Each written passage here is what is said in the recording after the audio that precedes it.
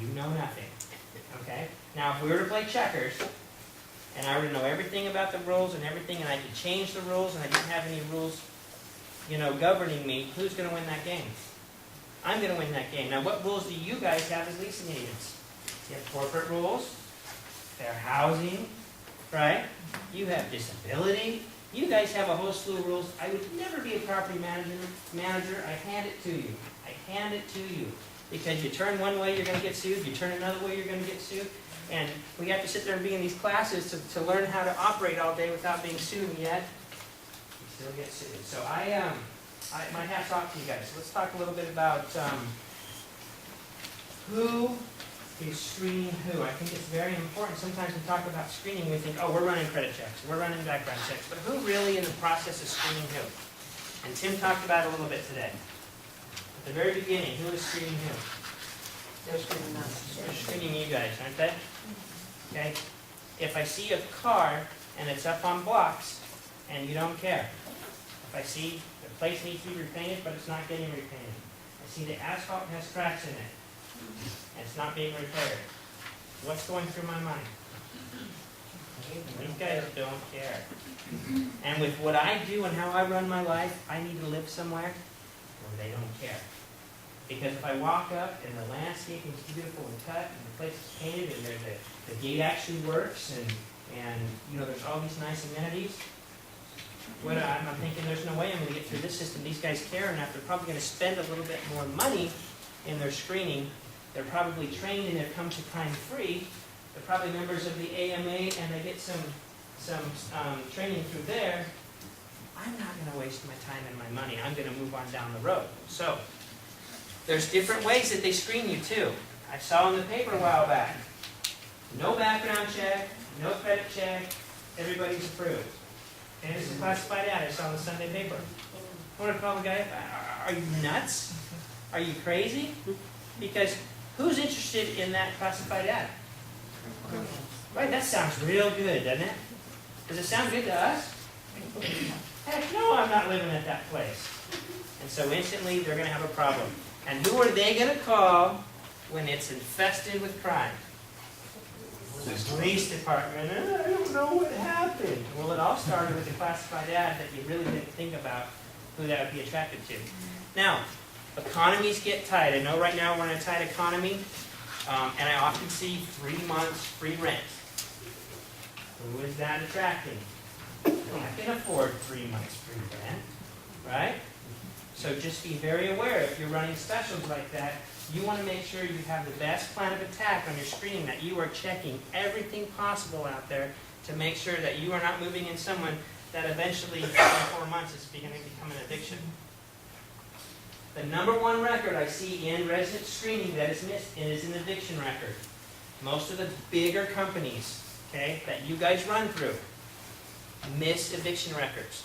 They look to the credit bureaus to grab those evictions. Now, how long do you think it takes a eviction to get on a credit bureau? How long does it take them to move from a place they're getting evicted into your place? Is there any way that that information is going to catch up? Someone can be standing in front of you, look great, you pull their credit, you do their background, and they're in the middle of an eviction. How do we battle that? Do we just take it? How do you guys battle that? Does anybody have any answers on how we can battle that? Rental verification. I'm sorry? Rental verification. Rental verification. Am I going to tell you that I live there on my application? If everybody's honest, yeah, that's an easy way to do it. Make one phone call, we're all honest. But if I'm getting evicted cut down the street, there is no way I'm telling you that's where I live. There's no way I'm going to let you make that phone call. You know what I'm going to say? What do you guys see all the time? Some of the I family. live with my parents, I'm 40 years old, and you can call mom and dad, they'll tell you anything, because they don't want me living there anyway. Right? Live with parents. Your PI antenna goes up. Okay? It's a big red flag. Okay. Here is how you do it. You make sure and you ask your screening company. Okay? You call them up and you ask your screening company, how often do you update your eviction records? Oh, 30 days, 60 days, 6 months, we don't ever, we wait for the credit bureau. Okay? Every 15 minutes, my company updates our eviction records. Every 15 minutes, it's that important to us that we know that if they're getting evicted today, they're going to be at your doorstep tomorrow. It is not uncommon. Every day we catch people right in the middle of evictions. And you know what's funny? I mean, it's really not funny if you think about it. Between like the 10th of the month to like the 22nd of the month, everybody that comes through our system has evictions, it seems like. You know? And everybody who wants to move in on the 1st, that's given their 30-day notice. So we seem to see these waves of, oh, good quality people. Oh, here are the people where the constables see them. Oh, here's good people. You know, we see this wave. And so keep in mind, the reason that credit bureaus also miss so many evictions is you're telling me for a criminal record we have to have a date of birth to get a criminal record, right? But what's filed with an eviction? Nothing. Address. And if you can get the address from the court, good luck. No social security number on your guys' forcible detainers. There's no date of birth on your forcible detainer. They tried to make an effort to do that several years ago, and the privacy laws came out and they said, you know what? No more socials on civil lawsuits. Okay?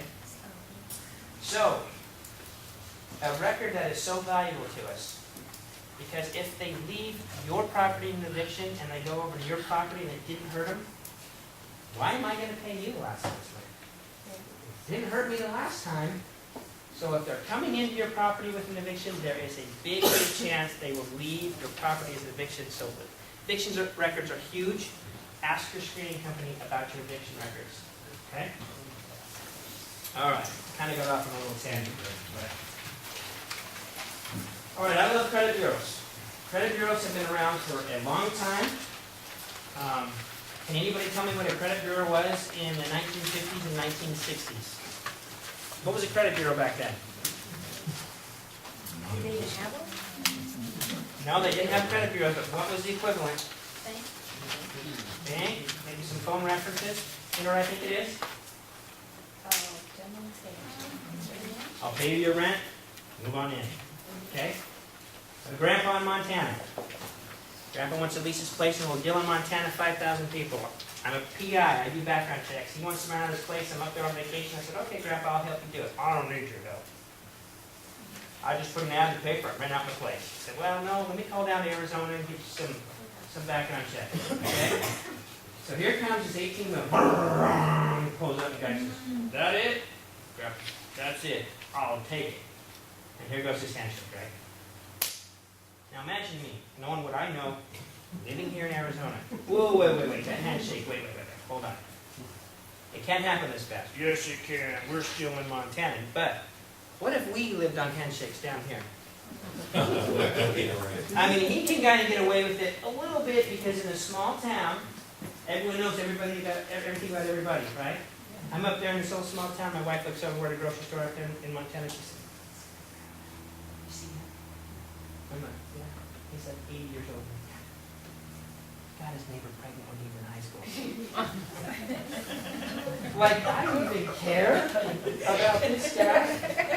But we don't have that down here, right? We can commit a crime in Mason, move to Tempe, and go to Phoenix and come back to Mason, and we can change our name, and we can get, you know, friends to co-sign for us, and all of a sudden we're a bunch of just people that we can't track, you know? And then we have a bunch of our friends come over from the border down south, and we don't even have any idea who they are. And so we're all just a bunch of little people running around, and all we really have are credit bureaus, court records, you know, eviction records, and Department of Correction records. And all we have are these records where we're trying to match people up to records. Okay? We really don't know their true history and their true story. 2 weeks ago, you would ask about the reputation of the governor of New York. Right? Who ran on, just honest, I'm just a good, clean, honest person, and all of a sudden now, whoa, this comes out. Like, I want to say to him, do you really think you can get away with that? You're in such a high position, but I think they think they're invincible at some point. Now, credit bureaus give us behaviors, right? Don't they tell us certain things? What should you guys be using a credit bureau for? What are you using for? If they pay on time. If they pay on time, they show us kind of some behaviors. You guys compare your IDs or your applications to what's coming out on the credit bureau. You cross-reference the date of birth, addresses, socials. Some of those will give you alerts, social's off by 1 digit, double check yourself, and they'll give you some clues. But I love